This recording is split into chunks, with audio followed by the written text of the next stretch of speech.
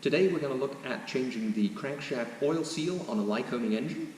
This is covered in Service Instructions 1324C, and I find quite a lot of engines that have leaking or weeping crankshaft oil seals, and it's a real nuisance. Not only is it a nuisance, but it puts oil into the starter motor and into the alternator or generator at the front of the engine, and we really don't want oil in either of those items, and it's going to deteriorate their condition much quicker than we'd like. So it's definitely a good thing to get taken care of. Now this Lycoming is on a Mooney aircraft, and we've just upgraded it to a plain power alternator, and we have to change the drive belt for that, so we've had to take the propeller off. So we're taking the opportunity to do a number of jobs at the same time. So propeller's off, we've cleaned out the sludge from the crankshaft, we've drained the propeller, put new O-ring on it, and we're going to change the crankshaft seal so that it doesn't start leaking in the next 50 or 100 hours, and we've got everything nicely tidied up. Obviously you're going to need some parts for this. So we've got our parts from Cadex Aero Supply. We've got a Superior single-piece crankshaft seal. You can also get a Lycoming one. You can also get split seals, but I much prefer the solid seal. Now, to use the solid seal, you do need a special tool. Lycoming gives this thing a kind of a funny name. It's an ST383.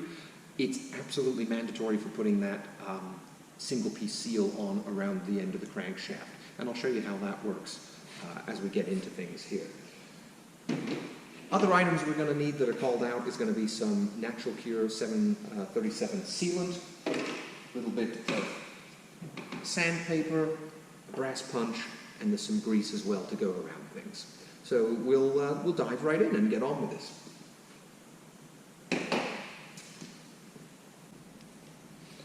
Now, sometimes you might need a little bit of heat or a little bit of oil around here to get these off, depending on how long it has been since they came off last. Okay, so we've got that out of the way, and we'll set that over here on some cardboard. We'll be doing a good cleanup of this whole area. I want to go ahead and get that old seal out of there. Nice tool here that I like to do that with. I just puncture the side of the seal and then lever it forward. That pulls it right out.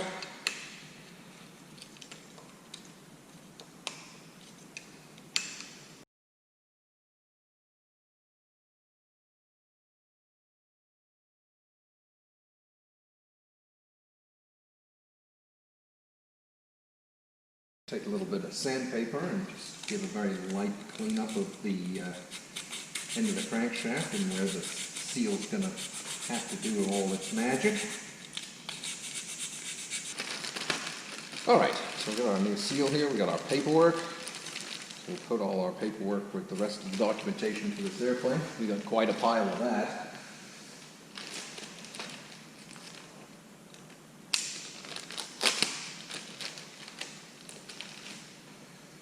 Alright, so as I said earlier, this is a single-piece seal.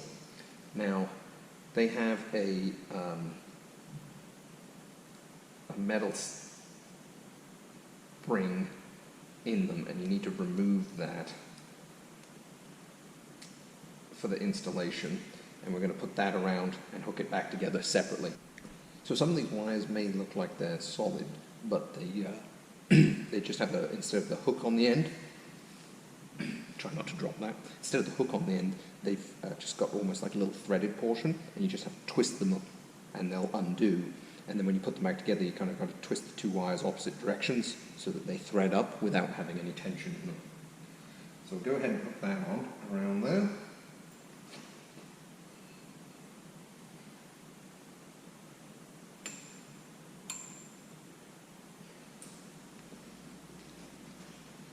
Now we'll get our solid seal, and it's important to pay attention to the instructions on which way this goes up,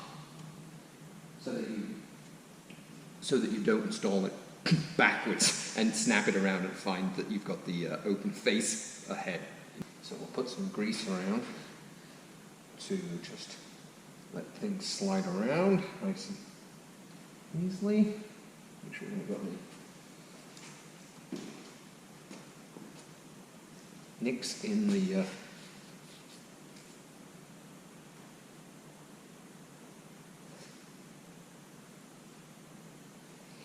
surface there that are going to cause us any difficulty or damage the seal, because we're going to have to stretch the seal over the flange here. Put our grease in the inside here as well, but not on the outside of the seal. Okay, so we're going to put it with the open face towards the flange, like so. Got a brass punch here. We're going to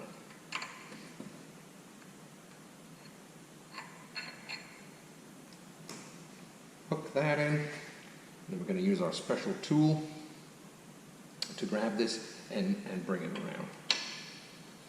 That goes in there. Okay, and then we stretch.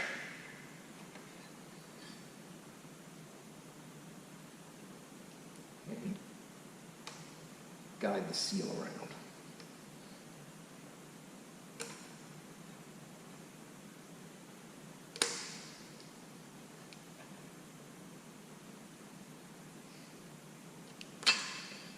There we go.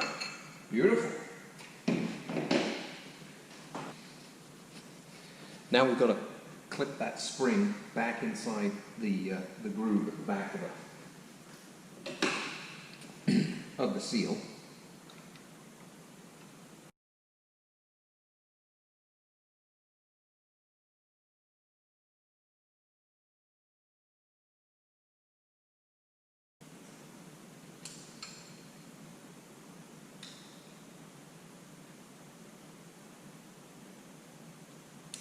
Oh, hooray. All right, there we go. Not normally quite that challenging, but that's all right. Okay, now we take our 737 natural pure sealant. We apply a nice liberal coating of it.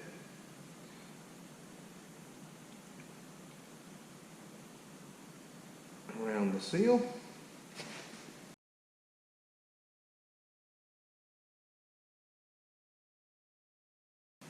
And then we push it in.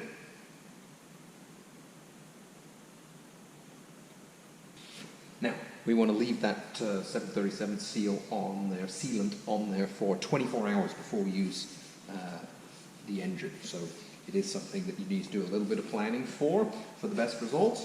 And that's us all done there. Obviously, I'm going to clean up the a little bit of corrosion off of the flange here with a bit of Scotch-Brite. Get the sludge all cleaned out of the crankshaft. Good opportunity to get the starter lubricated up with some silicone lube spray so that we're taking care of that nicely. And then we'll put it all back together. So hope you found that helpful. If that seal is leaking, really recommend that you get it rectified before you damage your alternator or your starter motor. And just like anything, if we can knock off a couple of items at once, I realize it's always easy to spend lots of money, but there's no point in, changing the seal and not changing the drive belt for the alternator, because luck will have it that you'll break that shortly afterwards and be repeating a lot of steps. So same goes for this way around. We had to change that belt. Let's change that seal, tidy up a couple other bits and pieces. So stay safe. I hope you get some good flying soon, and happy tailwinds.